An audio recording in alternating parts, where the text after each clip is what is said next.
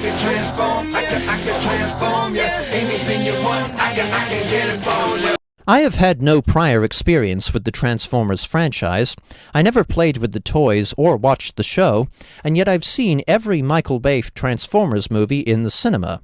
Back in 2009, Transformers: Revenge of the Fallen became a conversation piece for film buffs and Transformers fans, and I saw it to find out whether it was as bad as everyone claimed. Needless to say, it was. But here's some scant praise I can give Transformers 2.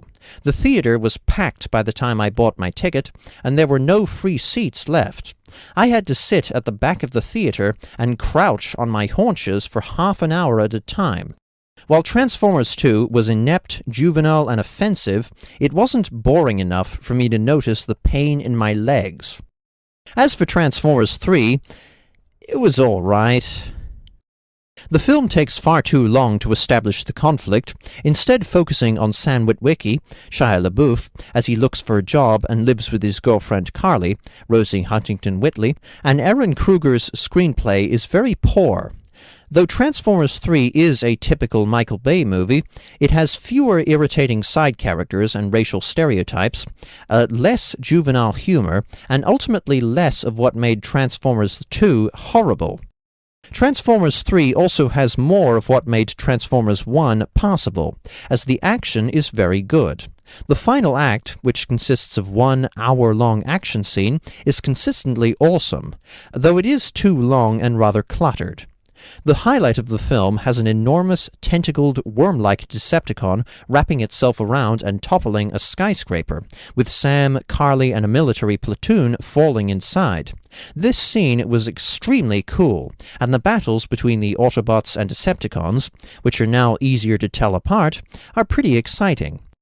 I should mention that I don't mind the fact that most of the action is centered around the humans, as the Transformers themselves, giant robots that morph into fancy cars, have always felt absurd to me. Without the Autobots, Transformers 3 would simply be a good version of Skyline. Sam is inexplicably tired of his privileged lifestyle with his supermodel girlfriend and wants to truly matter again. Sam assisted the Autobots in defeating the Decepticons twice before, and received a hero medal from President Obama, so I think he's mattered enough already. When Carly is kidnapped by her sleazy boss, played by Patrick Dempsey, who is in league with the Decepticons, Sam resolves to rescue his girlfriend, and thus learns what is really important.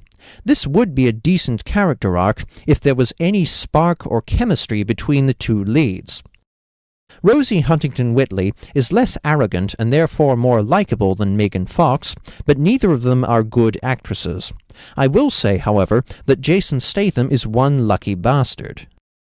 Dempsey's character Dylan Gould is ground zero for a huge plot hole.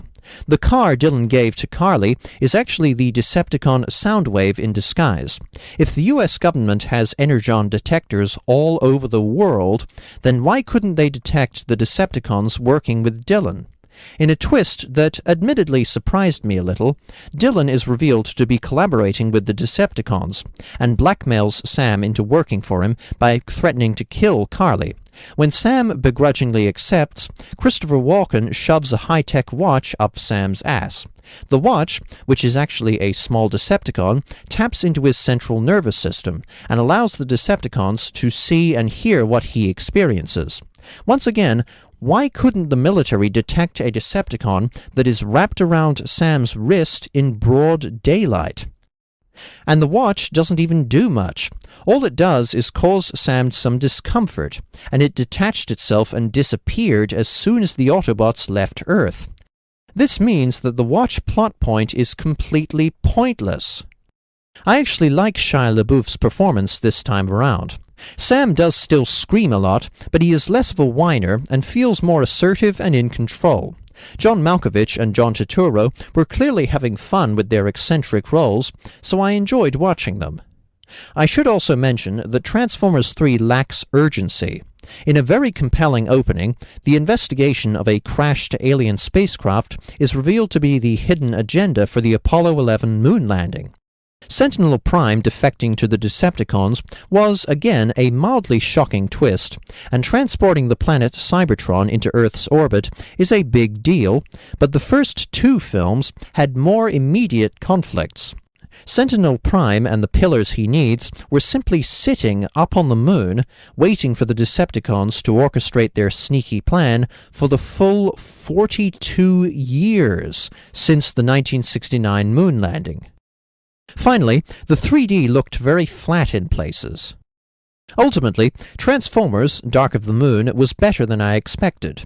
Excluding the engaging opening, the first hour is horrendous, with puerile humor and the intolerably annoying parents, and the entire film has simple characters who you don't care about, bland acting, and a dull, unconvincing relationship between Sam and Carly. The film does pick up with the twists in the middle, and the action and effects in the third act are awesome. For what it's worth, Transformers 3 is the best entry in Michael Bay's trilogy, and it is better than Sucker Punch, but it's still not a very good movie. Transformers: Dark of the Moon earns 2 stars out of 5. Thank you for watching. Cheers.